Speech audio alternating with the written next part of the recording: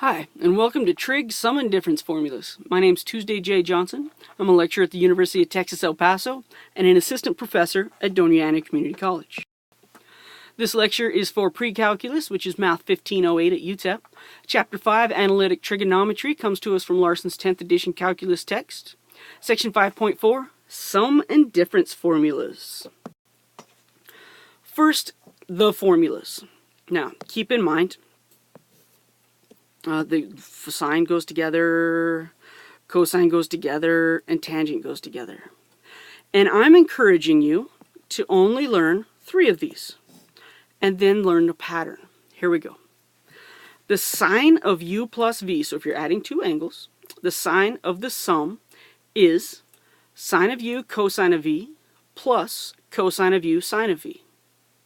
Whereas the only difference, if you're subtracting your angles, the sine of a difference, sine of u cosine of v minus cosine of u sine of v. Notice it's sine of the first angle, cosine of the second, and then switch. Cosine of the first angle, sine of the second. The only difference, if we're adding angles, we add these products. If we're subtracting angles, we subtract the products. So if you know one, you also know the other one. Cosine of u plus v. Cosine of u cosine of v minus sine of u sine of v. Notice the cosines stick together, the sines stick together. A sum inside of a cosine leads to a difference, whereas a difference inside of a cosine will lead to a sum. But it's still cosine cosine, sine sine. So in the identity for sum and difference formula for cosine, cosines stick together, sines stick together. In the formulas for sine, they mix up. They're actually friends. Tangent of u plus v is the tangent of u plus the tangent of v divided by 1 minus the product tangent of u times the tangent of v. Notice in the tangent formula, I'm only using tangents. Tangent of u, tangent of v both appear in the numerator and in the denominator. Just make sure the denominator is the product and you're subtracting it from 1. The difference for subtraction, notice positive, positive, negative, negative, negative, positive. So the denominator is always opposite sign of what we're doing inside the tangent. The numerator is always the same sign as what we're doing inside of the tangent. So if you know the sum formulas, all you have to do is switch signs, positive or negative signs, and you have the difference formulas as well. So let's find the exact value of each expression. If I have the cosine of pi over 4 plus pi over 3, that will be the cosine of pi over 4 times the cosine of pi over 3. Remember, cosine, they stick together, cosine and cosine. Opposite, so minus sine and then sine of each angle, sine of pi over 4, sine of pi over 3. And knowing a unit circle, we know that the cosine of pi over 4 is square root of 2 over 2. Cosine of pi over 3 is 1/2 minus.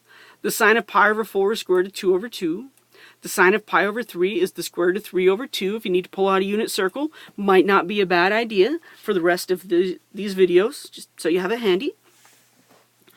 And we multiply the square root of 2 over 4 minus the square root of 6 over 4, and we'll leave it there. That's our exact value. We type that in as our answer if you're using WebAssign like we do at UTEP. The sine of 135 degrees minus 30 degrees. Notice, I know information about these ones. But what if I wanted to find the sine of 105 degrees? That's why I would use a sum or difference formula. We have our basics. We have our 30, 45, 60, 90, also known as pi over 6, pi over 4, pi over 3, and pi over 2. Nice little reference angles in our unit circle. But what if we don't have one of those angles? If we could write it as a sum or difference, our given angle, of a known angle, sum and difference of known angles, we can simplify. So the sine of 135 degrees minus 30 degrees is, remember sine, we switch it up. So it's sine of 135 cosine of 30 degrees minus sine, same sign. Cosine 135 degrees, sine of 30 degrees. The only thing I do is I switch the trig function in the second pair. 135 degrees is a 45 degree reference angle in quadrant 2. In quadrant 2, sine is positive, square root of 2 over 2, and cosine is negative, square root of 2 over 2. Cosine of 30 degrees is square root of 3 over 2, whereas sine of 30 degrees is 1/2. Square root of 2 over 2 times the square root of 3 over 2 will give us the square root of 6 over 4. Subtracting a negative is adding square root of 2 over 4. There's our answer. This is the sine of 105 degrees. So if I want to find the exact values of the sine, cosine, and tangent of the angle, and my angle is theta equals negative 17 pi over 12. You can see I crossed out the 2 there. I didn't like my previous example, so I just deleted it. First, we need to find two known angles to make negative 17 pi over 12. The negative indicates that we'll subtract a larger quantity from a smaller one, right, in order to get a negative answer. Through trial and error, or because at this point you trust me, we find that negative 17 pi over 12 is pi over 4 minus 5 pi over 3. Common denominator of 12, work it out. You'll see that it's all good. Yep, I just checked it, we're good. Now we're going to use this difference to evaluate the sine, cosine, and tangent of our angle. If theta is pi over 4 minus 5 pi over 3, then the sine of negative 17 pi over 12 is, right, sine, we partner up, so it's sine of pi over 4, cosine of 5 pi over 3, minus, because it's a difference, a cosine of pi over 4, sine of 5 pi over 3, pi over 4, square root of 2 over 2 for both sine and cosine. The cosine of 5 pi over 3 is 1/2, that's in quadrant 4. And so therefore the sine of 5 pi over 3 will be a negative square root of 3 over 2. When we multiply, we have square root of 2 over 4. Subtracting a negative square root of 6 over 4. We get this answer a lot, don't we? The cosine of negative 17 pi over 12, written as a difference formula, will be the cosine of pi over 4, cosine of 5 pi over 3. Opposite, right? This is subtract, so we'll add. Sine of pi over 4, sine of 5 pi over 3. It's the same four values over and over again. Cosine of pi over 4 we found, cosine of 5 pi over 3, sine of pi over 4 we found, sine of 5 pi over 3. We just have to put our correct values in the correct places, and we'll end up with the square root of 2 over 4 minus the square root of 6 over 4. And finally, the tangent of negative 17 pi over 12, using the difference formula. That's the tangent of pi over 4 minus the tangent of 5 pi over 3. Right? A subtraction here. Subtraction of angles leads to a subtraction of the tangents. 1 plus tangent of pi over 4, tangent of 5 pi over 3. Here we go. The tangent of pi over 4 is 1 minus 5 pi over 3 is in quadrant 4. The tangent of 5 pi over 3 is square root of 3, so a negative square root of 3 since tangent's negative in quadrant 4. 1 minus the negative square root of 3 in the numerator, and in the denominator 1 plus. Remember, tangent of pi over 4 is 1. Tangent of 5 pi over 3 is a negative square root of 3, so this is 1 times the negative square root of 3. 1 for the tangent of pi over 4. And we simplify it. Subtracting a negative becomes addition. Adding a negative becomes subtraction. The tangent of negative 17 pi over 12 is the same as 1 plus the square root of 3 over 1 minus the square root of 3. We can also go backwards on this. We could write the expression as the sine, cosine, or tangent of a given angle. Sine of 3 cosine of 1.2 minus cosine of 3 sine of 1.2. Since the sine and cosine are mixed, I know we're going to use the sine formula. Because there's subtraction, sine, same sign, right? Same. So using a sine formula with subtraction is a difference. This difference, sine 3 cosine of 1.2 minus cosine 3 sine of 1.2, is the sine of 3 minus 1.2, which equals the sine of 1.8. No degree symbols, so this would be radians. Cosine of 130 degrees times the cosine of 40 degrees minus sine of 130 degrees, sine of 40 degrees. Cosines are grouped and sines are grouped, so we know it's a cosine formula. Cosine formula with subtraction tells me I'll use a sum, right? Cosine is the opposite.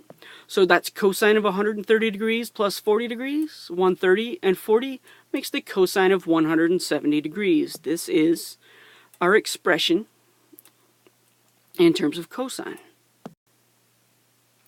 And of course, this one's going to be tangent. So write the expression as the sine, cosine, or tangent of an angle. If you see tangents involved, it's going to be a tangent formula. The numerator is subtraction, so I'll use a difference formula. I'll subtract my angles. That's the tangent of 45 degrees minus 30 degrees. So we can find the tangent of 15 degrees. So that's the nice thing. We know a couple of angles, and we can find so much more. I can easily find the tangent of 15 degrees, the tangent of 75 degrees if I were to add them, the tangent of negative 15 degrees, many things.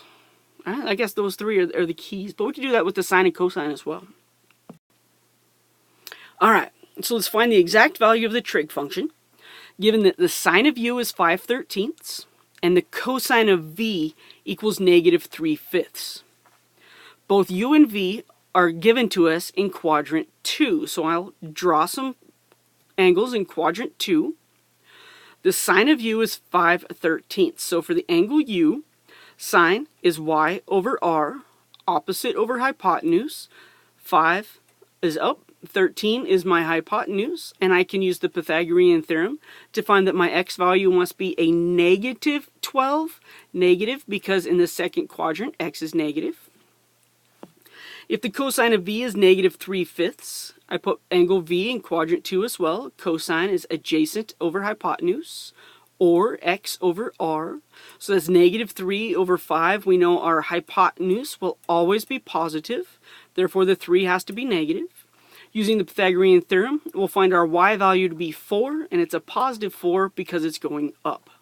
So we're going to use these two diagrams before we even look at the question. Right? Given these, what do we want to find? I don't even know yet. Oh, look, this is what we want to find. We want to find cosine of u plus v. Take the given information. Use it first before you start cluttering your mind with where you're trying to go. Set up what you have, take it, now we'll use it. The cosine of u plus v, according to our sum formula for cosine, is cosine of u, cosine of v, minus sine of u, sine of v. Here's u.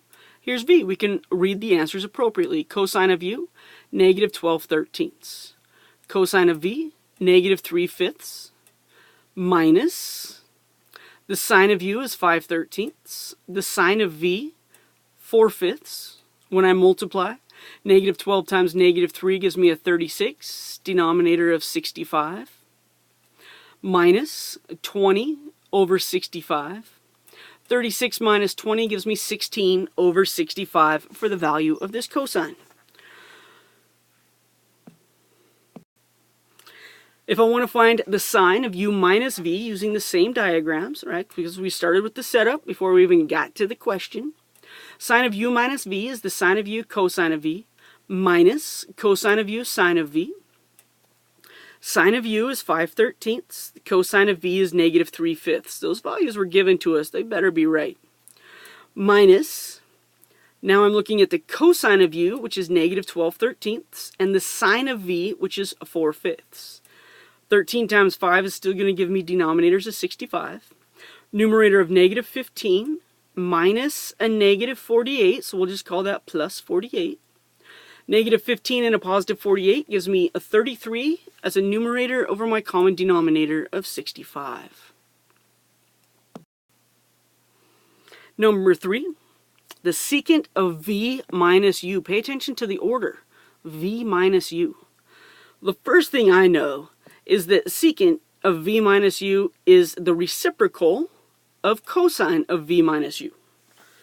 So if I can find the formula for the cosine of v minus u, find the value for that, I can just take the reciprocal and I have the secant. That answers our y. The cosine of v minus u, this is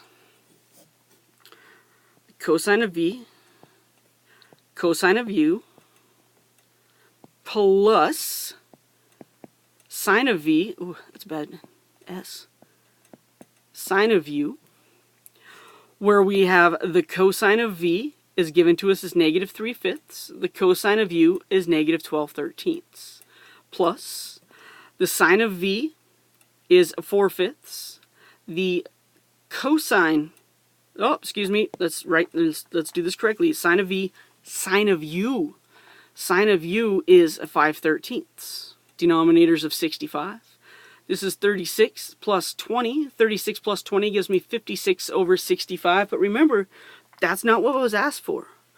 I found the cosine. Cosine. I want the secant. The secant is the reciprocal of cosine. The reciprocal of 56 over 65 is 65/56. Ooh, it was hard to say.